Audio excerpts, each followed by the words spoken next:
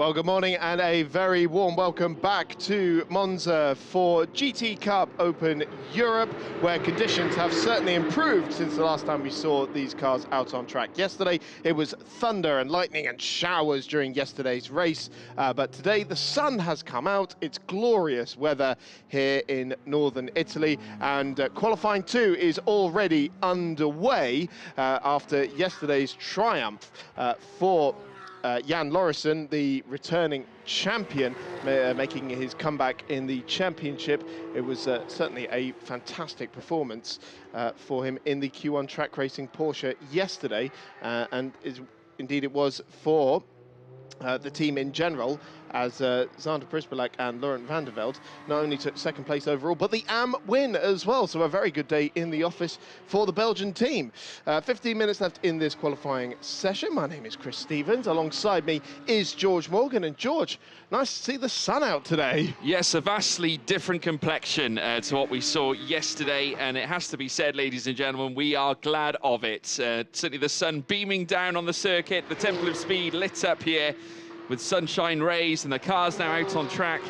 It truly is a great time to be here at Monza. As you alluded to as well, Chris, a great result for the returning Jan Lauritsen, the current champion of the GTOpen Championship. Not that he's in the championship fight this season. He has, though, declared that he will be around for the final round at Barcelona as well. So looking forward to see whether he can, well, coup the same successful run as he did yesterday. But the talking point around qualifying was obviously the partnership of Ivan Velasco and Jorge Cabezas. They took pole in yesterday's event. Ivan Velasco currently on top as well with a 1:54.775. Already the times vastly different to what we've seen already from yesterday's sessions, getting back into the practice numbers we saw from the drier points of the weekend.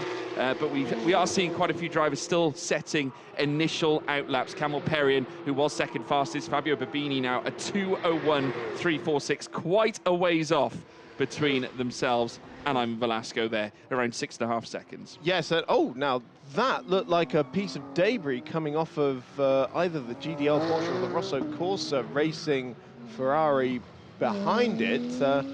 Hopefully we'll see that again. It might have just been something left over on the track, potentially from the TCR race that has just been out on track. But everything going still pointing in the right direction for now. So yes, just as for reference, the fastest time we saw in Friday practice was set by Alex Ryman, which was a 1:52.780, and we're still, actually we've just gone below that now for the first time, as Velasco's put in a 1:51.634, and we see Babini here setting a good time in the first sector, but getting a little held up now by the 77 of Indrik Jaska, and he had a slightly adventurous day yesterday, not only struggling in qualifying, but also some troubles in the race as well. So Babini here now trying to get past Jaska on the way into Ascari, and that is for the ZRS Motorsport crew. There was Davide Scanicchio driving the car yesterday, Fabio Babini taking the qualifying session today, and there we see 1.3 seconds down. Just shows you how much time he lost in that middle sector.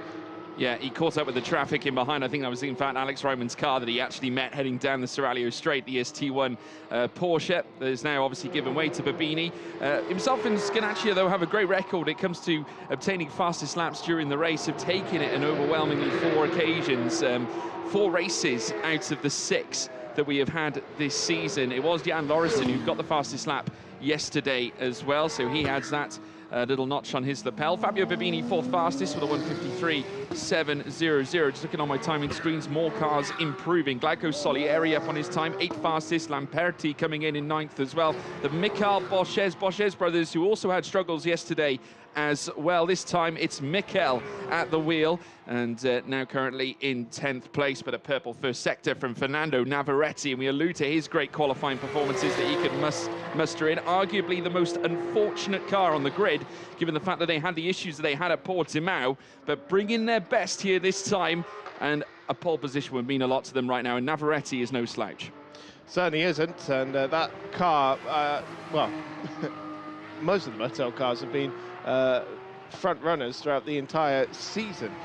Really, they had 2 cars at the start of the season in Portimao, added a 3rd one at the Spa Enduro. Here's a look at Ivan Velasco, the car that is currently on provisional pole position from the Myrtel crew, the sister Myrtel car as well, Fernando Navarrete, that we were just talking about, who is lighting up the timing screen at the moment with 2 purple sectors. And we'll see where this puts Navarrete in that number 19 car, the Spaniard who has a background in touring car racing and has made a smattering of GT appearances over the years, but turning his attention to the GT Cup Europe as he gets across the line and goes fastest. It's a 150.721, goes nearly 6/10 clear of his teammate. And now, of course, the interesting thing here is we've got a mix of AM and Pro-Am cars. If you're not familiar with the GT Cup Europe, it's the younger sibling to the International GTOpen for Cup cars and Pro-Am driver lineup. So Pro-Am is the top class and AM is the second class. Laura van der Hengel going 12th fastest, Babini now 5th. As well, just posting in a 151.749. Another purple first sector, though, this time, though, for Eugenio Pisani, who currently sits 3rd fastest at this point. Fastest driver in the speed trap, though, just crossing it, is Fabio Babini, has found himself fastest on the straights. Purple 3rd sector for Bellici, who now steps in instead of his teammate and compadre Innocenti, who took the race start yesterday and qualifying. And that's another team that we've got to watch out for, the Rosso Corsa car, that has, of course, been so good in recent times. Had a stunning debut at Paul Ricard with a P2 in race 1 and a victory in race 2. It's not a bad way to start at all, as now we see the cars make their way down the back straight. Of course, as we're seeing now, Eugenio Pisani, of course, car number 44, is just making that pass. Oh, traffic! Where did that come from? Goodness me! And that, I believe, without... That was Lauritsen on the outside, yesterday's winner, who's made contact, but Pisani will be seething because he was purple in the first sector. He was up on his time in the middle sector, crossed the line 2nd fastest. What could have been? Yes, well, of course, he had to pass Lauritsen anyway, and yeah, it just seemed like he had no clue that Pisani was alongside him going into the final corner. Let's have a look at it again. Yeah, Pisani's gone for the move, and Lauritsen's not wanting to yield much there. Not at all. Making contact on the side panels on the car, and back into the pit lane we join Ivan Velasco, who is just having a brief moment in the box with 8 minutes and 40. I'd imagine we'll see him back out very, very soon. We've got the other Myrtel Motorsport Ferrari also coming into the pits as we see a plethora of cars making their way down, led by Alex Rybin here.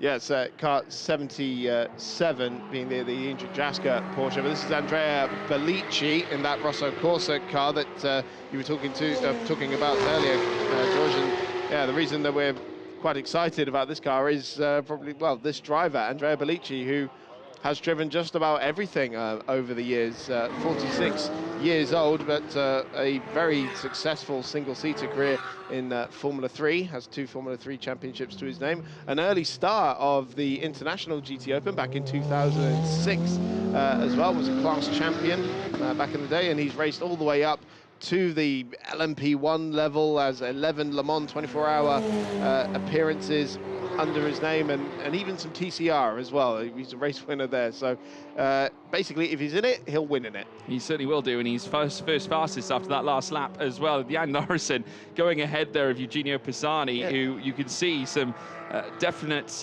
cosmetic damage on the bodywork of the Porsche. But that's not from the Lauritsen incident, because it's on the wrong side. It's on the wrong side, so yes. He's had another drama somewhere. Yeah, interesting.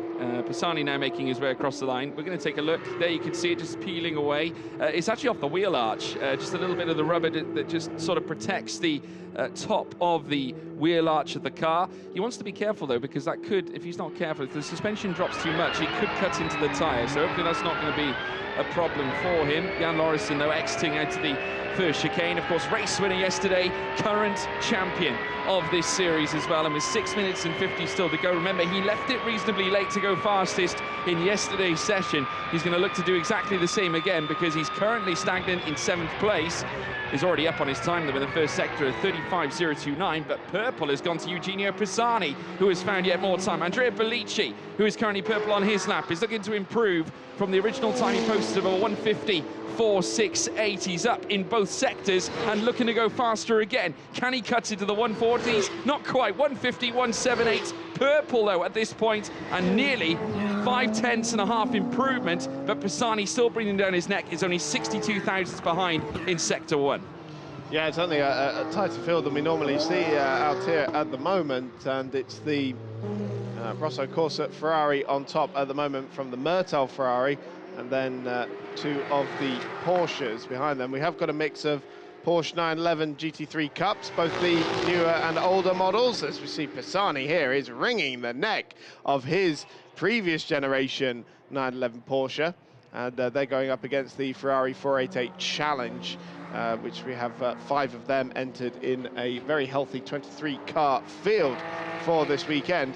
So Pisani here lost a little time in that middle sector, but it was still a decent one for him. Let's see what it is as he goes across the line, and he goes 4th fastest, still almost 3/4 of a second away from Bellici's provisional pole time at the moment. Yeah, Alex Ryman also taking the purple 3rd sector, leading up to his P2 quali lap that is just over 2.5 of a second out from behind Andrea Bellici. And Fernando Navarrete now occupying that 3rd place, but still the highest driver in terms of the AM classification, and by some margin, because Quentin Antonell is down in 8th fastest and 1.7 off the top. And we've got a few cars in the pits, including that of Stephen Licorice, Mikhail Boschez, and I believe that's Samuel Bozio. Yes, Samuel Bozio in 12th as well, currently 3.9 off the top. We'll have to wait and see whether they decide to come out. But little moment heading through Rogier, and that's Michaelian, who's certainly holding up Pisani there, making his way down towards Lesmo 1. But someone's been through the gravel at the 2nd chicane, because it was scattered all over the track there on the exit. It certainly seemed that way. Alex Ryman is improving again in the 1st and 2nd sectors, and is just on the cusp of perhaps even attacking Andrea Bellici's top time of a 1:50.178. Eugenio Pisani only 61 thousandths out, though, off his previous best. But we're here now with Ryman as he now enters the Kerber Alboreto section. Let's see if he can muster in something special. Quentin Antonell goes 6th fastest, here ahead of Velasco and Jan Lorison, who's in the pits. Across the line now, in comes Alex Ryman, can't quite find enough, but only 23 thousandths off the top. Incredibly tight here in the GT Cup Open Championship. Yeah, and look at this, the 2 cars that are currently vying for pole position at the moment in the final 4 minutes of this session. line astern on track at the moment. I'm sure Ryman is picking up a little bit of a slipstream from the Ferrari in front of him, but doesn't that just say it all? Cup cars that are not designed to run alongside each other and be competitive with each other are split by the narrowest of margins at the moment. Just goes to show what a great job the GT Sport organisation has done with the balance of performance, especially for this weekend, because the Ferrari is running a little bit more weight and a little bit more drag than we've seen at other races this weekend, just to alleviate some of the performance differences, particularly because the Ferrari has so much more power naturally than the Porsche. But in terms of the lap times at the moment, there's barely anything between them. No, not at all. Velasco has gone 3rd fastest as well, but still over 0.5 of a second plus away from Bellici's time. Babini has found time in the 1st sector. He's also found it in the 2nd sector. Looking very fast, Fabio Babini. Going back as well to Alex Ryman, of course, already a race winner this season and had an absolutely dazzling display yesterday to achieve a podium, and now showing that pace again here in qualifying trim. But at this point, this lap won't be anything to certainly hinder the top time set by Andrea Bellici, but he will have certainly another crack at it, you would have thought. Babini, 6th place, and 44 thousandths found in the middle sector as we see more and more cars come across the line. Indrek Jaska going 16th fastest, Quentin Antonell 5th fastest as well, just 7/10 off. Babini goes 3rd fastest, breaks into that ½ a second gap, and now we have 3 cars in the top 3, all within ½ a second. Yeah, fantastically close at the moment, and look, the Myrtel Ferraris back out on track as well, Velasco and Navarrete, so we'll see what they're made of as well. This is Pisani with a very good 1st sector, in fact purple in the 1st sector, lost a little bit of time in the middle. He hasn't actually set a personal best in the middle sector for a few laps now, and Velasco is setting the pace in the middle sector as well. But here comes Pisani out to the final corner at the Parabolica, or recently renamed to the Alboreto curve, and goes across the line. Still only 6th fastest. Here's Velasco in the Mertal Motorsport Ferrari. Coming out of the final corner as well, it was the purple middle sector for the Spaniard, and let's see if he gets across the line here, getting a cheeky little slipstream from the Porsche as well, and it is fastest. We've got our first sub 1 minute 50. It's a 1:49.924, puts him a quarter of a second clear of the Rosso Corsa Ferrari. Yeah, he certainly does so, and following suit from his colleague, of course, at the Mertal Motorsport camp, Jorge Cabezas, who put it on pole yesterday. Ivan Velasco looking to offer the same credentials here at Monza this time to give them the best chance possible of succeeding when we go racing this afternoon. Jan Lauritsen improving, though, in the first sector. There's a 34.918, still a ways off that of Ivan Velasco in the first sector, but it's still competitive as far as he's concerned, and now he needs to muster in a decent sector 2 and sector 3 time where possible. But this is certainly a grand response here from Velasco and Cabezas. Certainly not the only time they've achieved pole. They achieved pole at Spa as well as yesterday. They could be in line to achieve their 3rd pole position this time around as well, as we now see certainly more cars make their way towards the line. This is the car, of course, that Davide Scanaccio was driving. He's got his compadre in the seat this time around. We've also got car number 21 making its way down, Camel Perrion, as part of the Romanian contingent, as now Babini makes his way in towards turn 1. We've got 10 seconds still to go. Times are still improving. Can anyone trouble Ivan Velasco up at the top? Checkered flag about to come out, so these will be the final laps, and Velasco we saw getting held up behind the 71 Porsche, which is currently in 21st place. That's Roberto Bozio, and Jim Michaelian, and I have a feeling that will have impacted his times because he's not setting personal bests at the moment. So what has anyone else got? Belici's taken the checkered flag, and so he won't be any higher than 2nd. Let's see if Alex Ryman is on a decent lap. It wasn't a personal best in the first sector for him. It was a decent one for Navarrete, though. This is on board with Jan Lauritsen in the Q1 track racing Porsche. And now, does that sound like he's still pushing? No, because he's passed the checkered flag as well. And oh dear, for the 2nd time this weekend, the R01 Racing Porsche has ended up in the gravel. And yes, we saw Florin Tincescu put that car in the gravel yesterday, and this time Camille Perrion has done so. And trying to see where that was. I think it's somewhere at Ascari, so we'll see. Yellow flag showing just yet, but Navarrete now puts himself up on the front row. So it's a Mertal Motorsport 1-2 at the moment, and very comfortably on AM pole position as well. Less than a 10th in it between the two teammates, but that has put the that's demoted the Rosso Corsa Racing Ferrari to the 2nd row of the grid. Yeah, it certainly has done. Navarrete, I think, will be pleased with that. He got to within a 10th, 96 thousandths from Velasco. We saw Tincescu put the car into the gravel before, as now we catch up with what might have caused it. Nope, not quite, just a quick flash in the pan as we looked at the Ascari section. But no doubt jubilance for Ivan Velasco and his teammate Jorge Cabezas. They discussed together, obviously, the performance. Velasco, no doubt, pleased with what they've managed to obtain. That is a 3rd pole position this season for the Mertal Motorsport partnership of Velasco and Cabezas. After taking pole yesterday, it's their 2nd one here this weekend. His results of Q2 then. Ivan Velasco puts the 80 Mertal Motorsport Ferrari on pole position for the 2nd race in a row. His teammate Fernando Navarrete will start alongside him on AM pole position. Rosso Corsa Racing 3rd with Andrea Bellici, then Alex Ryman, podium for him yesterday. Let's see what he can do from 4th. Fabio Babini and Eugenio Pisani, then Quentin Antonell and Jan Lauritsen, two Q1 track racing Porsches line astern there. Axel van Straten and Mikhail Pachez completes the top 10. After that, it's Steven Licorice in the 3rd Mertal Ferrari, Glauco Solieri for GDL, then Laurent van der Velde, Indrik Jaska, Samuel Bozio, Frederic Lamperti, Stefano Zerbi, Laura van den Hengel, Camille Perrion and Roberto Bozio in the top 20. Rounding out the field will be Jim Michaelian and Gustavo Conde. He didn't actually set a time in his car, and unfortunately, it looks like we've lost the 80, sorry, we haven't lost the 81. We just didn't have a time from Gustavo Conde. Here's the top three then. Andrea Bellici for Rosso Corsa Racing, continuing their fine form after a brilliant debut in Paul Ricard. It's a Murtaugh Motorsport 1-2 on pole position, Fernando Navarrete in number 19. And for the second time this weekend on pole position, it's Ivan Velasco setting the pace for the number 80 crew. And they are downstairs with Alfredo Filipponi. Ivan Velasco, pole position in Monza, and our friend Ivan doesn't speak English, so it's Spanish. Primera vez en Monza y pole. Sí, la verdad que súper contento y emocionado porque era la primera vez que rodábamos en Monza. A pesar de la lluvia hemos rodado casi todo el tiempo en agua, era la primera tanda que daba en seco.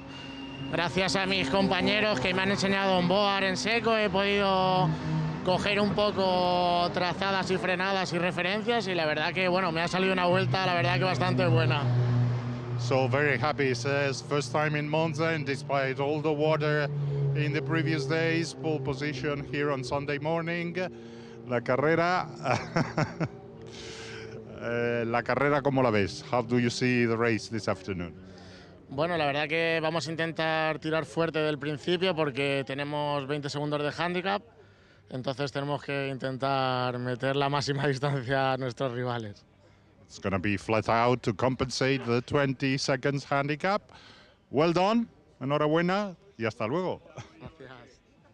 Yes, a big ask for them to take a second win in a row after the 20-second handicap, but we'll see how that goes when we go green for race 2 of GT Cup Europe this weekend at 10 minutes past 3. We'll see you then.